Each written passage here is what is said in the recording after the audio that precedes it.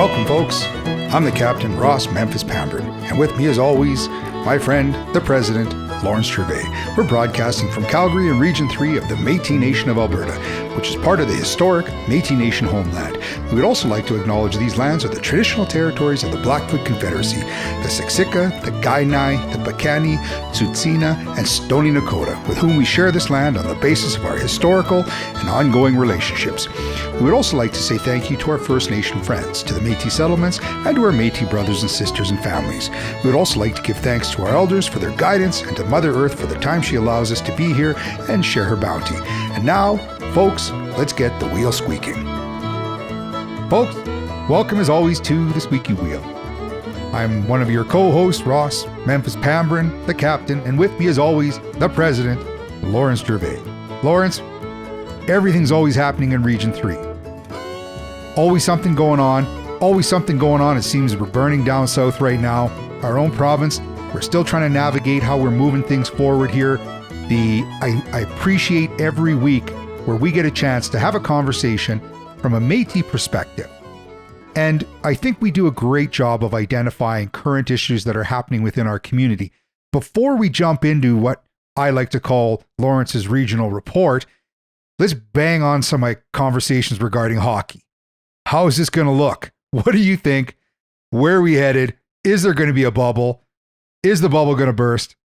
Let's talk hockey for a few minutes. Well, I think Bettman had a press conference and he was saying that there's going to be no bubble and everyone's going to be at home playing home games. So they're just going to tough it out, I think, just like what football does. But then football, one person infects 5 or 6 athletes and then they're off for a couple weeks. And with the hockey schedule, I don't know. I mean, they play 3 games a week, right? Most of the time. So I don't know how they're going to adjust to that. Actually, that's a really good point. I wasn't even considering that originally, but I know for most players, especially in basketball and such, they're getting tested probably the day of the game and the moment that they arrive at the arena. And you're right, with football, they're generally, for most teams, is a week in between. If all of a sudden with hockey, you're seeing 3 games and you lose a goaltender or you lose, one of your star forwards, that's really going to impact your game and how much the challenge is going to be for management to ensure that they can keep the game going. But I guess the one saving grace is it's going to be the same for everybody. Well, yeah. Maybe that's not true. And maybe I'm just starting a conspiracy theory here, and maybe we'll be pulled off YouTube, but maybe they do have an access to a vaccination program that we don't know about. Maybe that might be part of it. I'm not sure. I know they're requesting it, but I'm not sure if it's been okayed by their governments, right? And actually, that's a complicated conversation. You look at how things are developing down south, and there's the individual who apparently ruined 500 available vaccinations. You look at the unique challenges that are happening in Washington and the concern that seems like it's happening all over. And then you see the professional organizations such as sports and the question of who allows for certain deliveries, who allows for management within their agencies. Boy, what a complicated conversation. And then you come up here a little bit more, let's say, socialist kind of healthcare, but we're still trying to support our industries and our sports industries.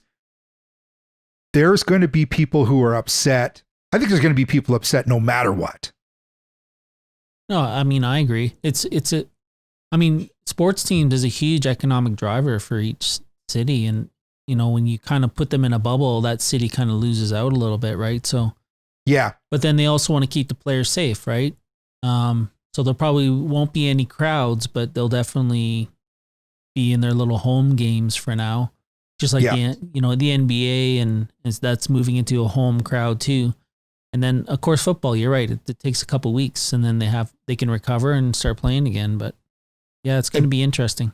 And being a Raptors guy who I think they're playing out of Tampa Bay right now, and I love watching basketball. I love watching hockey. I guess if you were to ask my wife, I just kind of like watching sports, it seems. that Canadian team had the opportunity. They're playing down in Florida, but they were actually still playing in front of 30, I think it was 3,700 people they were allowed to. Well, not anymore. No fans are allowed in their stadium either. So maybe the better choice here is to start with no fans, see how things progress, see if they want to try and create the highest level of protection for our NHL stars and all those players. Yeah, maybe that's going to be the best approach. Yeah, we'll see how it goes. Yeah. Now, Lawrence, give us a little bit about what's happening with the region. Well, I think one of the big highlights this week certainly was speaking about the COVID rollout, the vaccine rollout, and how they're going to get to Indigenous communities, because there's about 400,000 of us here in this province, but they can only really administer 20,000 vaccines a week. And then, of course, getting to the essential people too that need that as a first step. We may not have a full vaccination program complete until maybe 2022, right? So, yeah, so it is going to take a little bit. And if we get more vaccines coming in, I think that'll help. I know that Canada's thinking about producing the vaccine inside Canada, so not having to ship it. So we'll see how that rolls out. But yeah, it's just getting, the rollout, how that'll look, like if they're going to use mobile units or they're going to have clinics in all these places. We're still not sure. And then the age groups, right? So, predominantly it'll be that first 75 years of age in February. That'll be the first rollout. And then I'm sure they'll decrease that age as they go along, right? I've had a number of people often ask or get into the conversation, as I'm sure everybody out there when they talk about this, because it affects us all. Well, why can't we just start passing out the vaccine, the needles? I mean, it's really not that big of a deal. All you're doing is poking somebody in the arm. Having been a registered nurse, that is not necessarily the biggest issue. It's the issue of when somebody doesn't react appropriately, what do you do?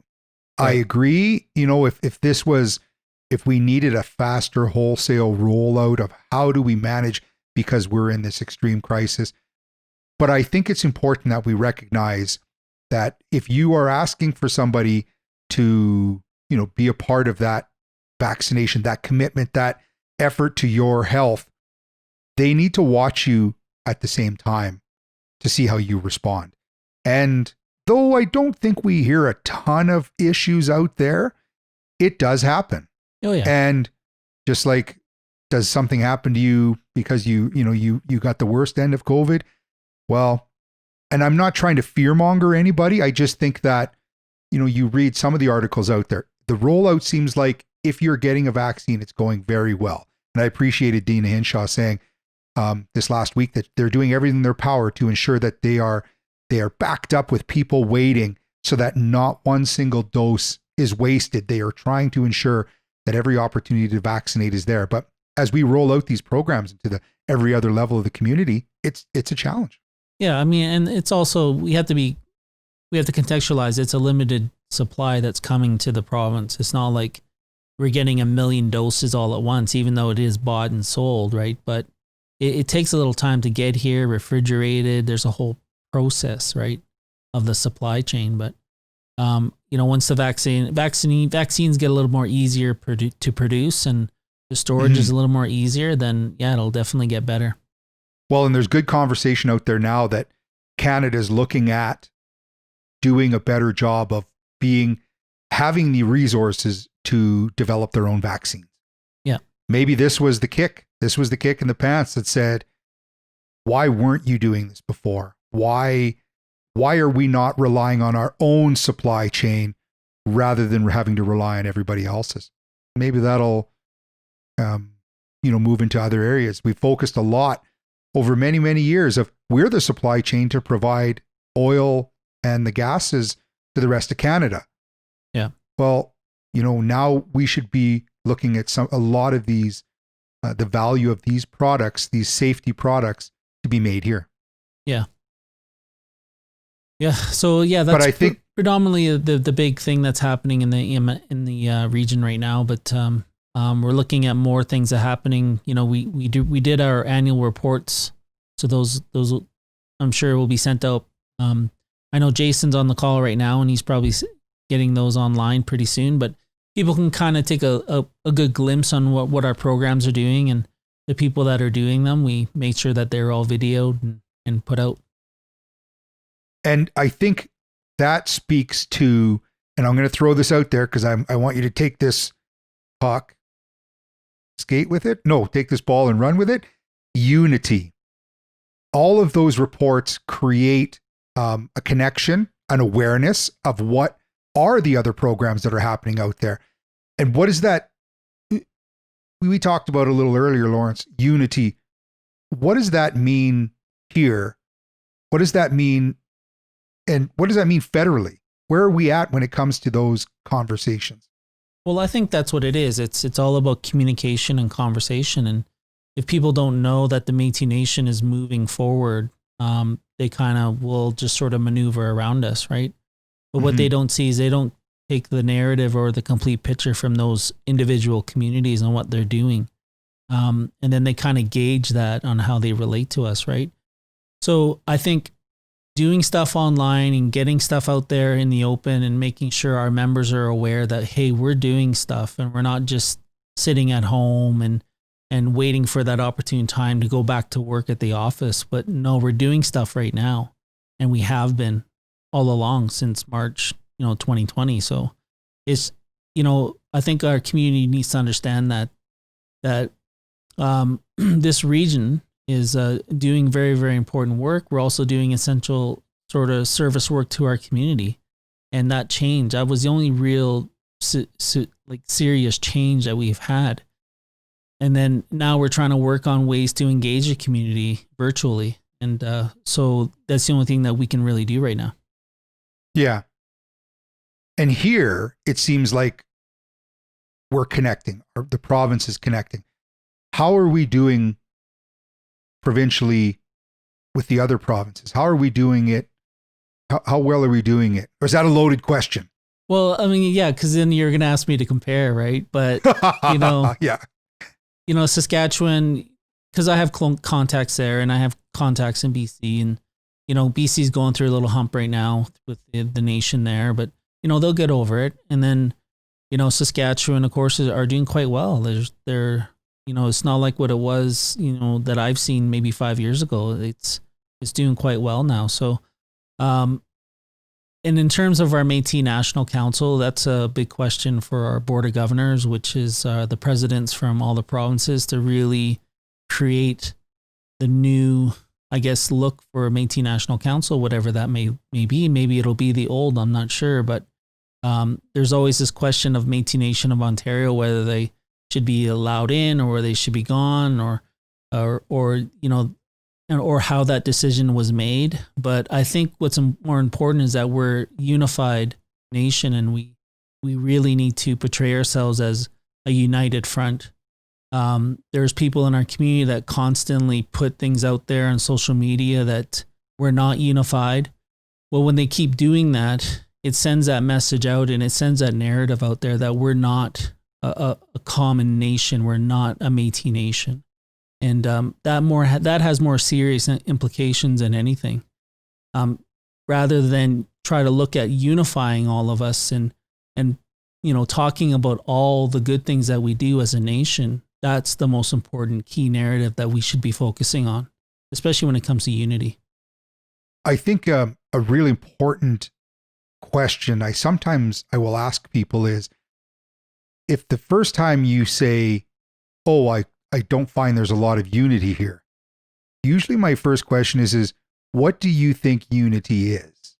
Because I need to get a better understanding. If it means that the full package is all connected and the pie is complete, sometimes that's extremely hard to offer to everybody. But if it means that the pie is there and you're constantly trying to share it, or you're constantly trying to make sure that it fits the mold of everything, I think that's important. Because I hear you of what you're saying. As soon as somebody says, well, there's just no unity, really, because over here I'm talking to somebody else and they really appreciate the connection. So where is the disconnect when it comes to that individual? But we jump on words. As soon as somebody says, oh, there's a lack of unity. Oh, okay.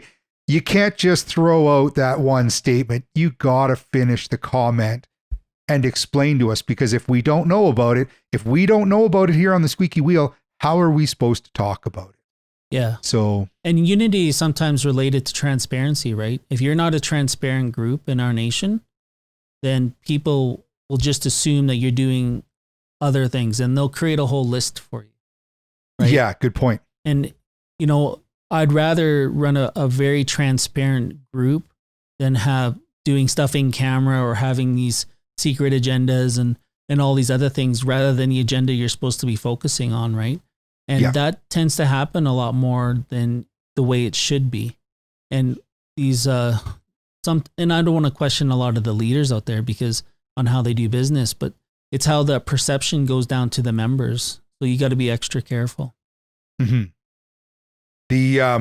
Now jumping into another perception, because I know this is something that you and I had talked about before. We're a bit excited about, try and see where we're going to end up in the world of, we know the Stampede doing the work they can do. Sadly, the loss of Warren Connell, and I know the Stampede, as they continue to build strength and move forward, they're looking for a new CEO. And this is, in our Métis community, is sometimes a bit of a highlighting, a bit of something that we find a bit challenging. The Chuck Wagon community, what's going to be allowed? What are they potentially trying to build? Because to me, and I'm a big fan of Calgary, and I'm a big fan of developing programs, and that thank you to the Stampede for a lot that they have to offer. But it sure seems like there's a bit of a disconnect that's happening between the World Professional Chuck Wagon Association, the Canadian Professional Chuck Wagon Association, and what we're going to build going forward. Chad Harden had lost his position and the opportunity within the Calgary Stampede because of an injury that happened. And these are people who love their animals. I can't stress that enough. These animals are meant to run. And, sure, we might get a few people saying that they're unhappy with the fact that we're trying to promote this as a positive reflection of animals and the care. But I know it is. And I'm willing to put my foot forward and say, thank you to these people for creating that sport and the energy. But what do you see happening, Lawrence? Well, I remember being a kid and watching 4 drivers and 4 outriders to each team. And you can imagine how many horses are going around that track, right? And they're trying to limit, the space because it's so much smaller. And now they're just going to 3 racers with just 2 outriders, right? And that system works well with the WPCA, which is great. But for hardcore Chuck Wagon people or enthusiasts that watch it, that was part of the excitement. It was seeing them going around the track in these limited spaces, right? And then I know they're going to do some fencing thing, that the collapsible fences on the inside route for the Stampede. I know they're for some reason, I don't know why they're eliminating the tarp auction, but that's another thing that they're looking at is, direct sponsorship for the drivers. I'm not sure how the benefit will that be. Like, are they going to be able to raise enough money? I'm not sure. Because the tarp auction, obviously they had an ability to raise substantial amount of money for these drivers.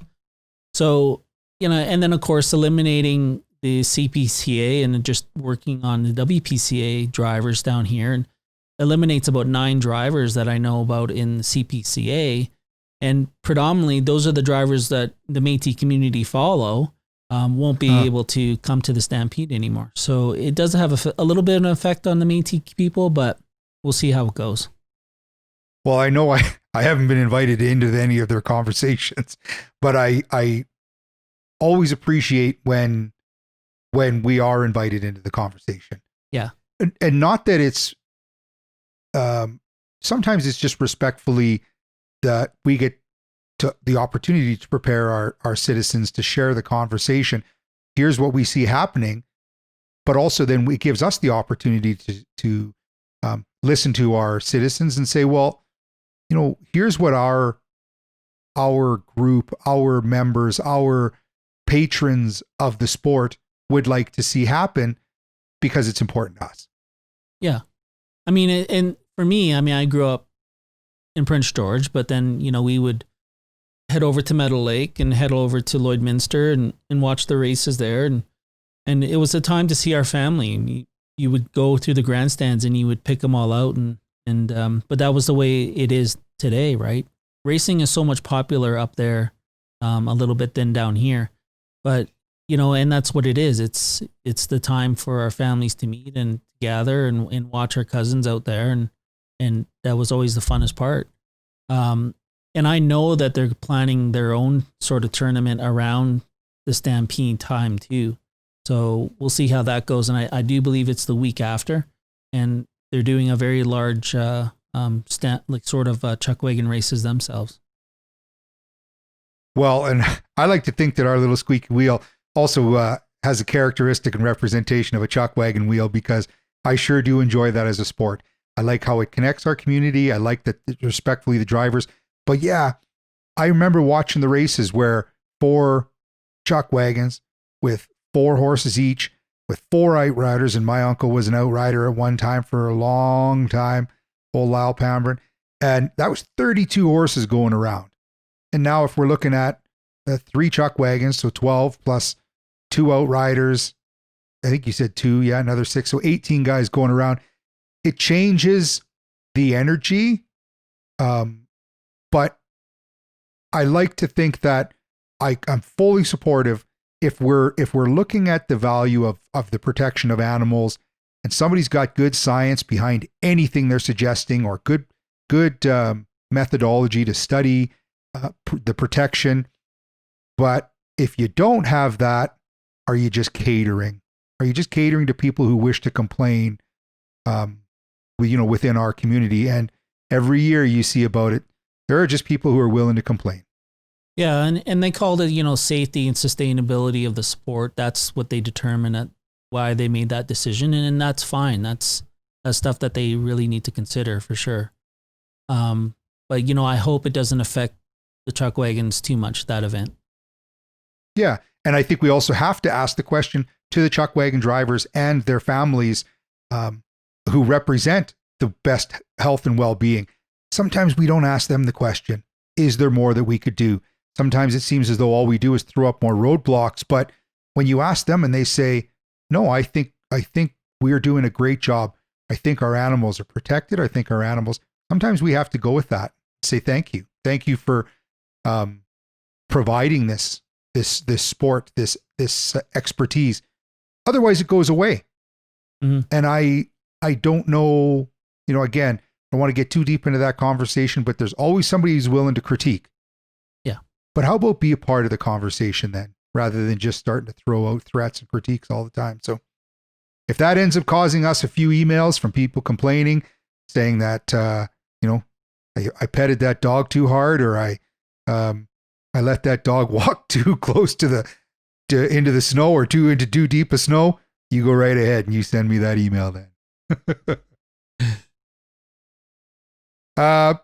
Some of the other things I always like to bounce out in our conversations, Lawrence, folks, there is a lot of opportunities for families, for students, for seniors. Jump onto our website, metis3.org. Some of it will steer you to the provincial website, metis.org. If you're looking for sponsorships, for funding, for COVID, some COVID-related challenges, always, you're more than welcome to email us here, tsw@metis3.org, and often we'll steer you in that direction. But it's our subscribers, so that we do get a lot of industry, we get a lot of government. We're doing the job of one more tool out there to share conversation for our Métis community. And folks, if you don't continue to support us, then you're not helping us to share that message. So I always appreciate our listeners, our video listeners, our audio listeners. And we don't just represent, I think, what's happening right here in Calgary. I think, Lawrence, we're doing a great job provincially, and we're having those federal conversations. We're talking about some of the challenges. As we continue to move forward, our guests are always getting bigger, but I also think we don't lose track of being local. So thank you as always for that. Mm-hmm. No, I appreciate that, Ross. And thank you to everybody who subscribes and shares everything and takes a look. These podcasts are fairly not too long, but we don't want to make them too long anyways. So yeah.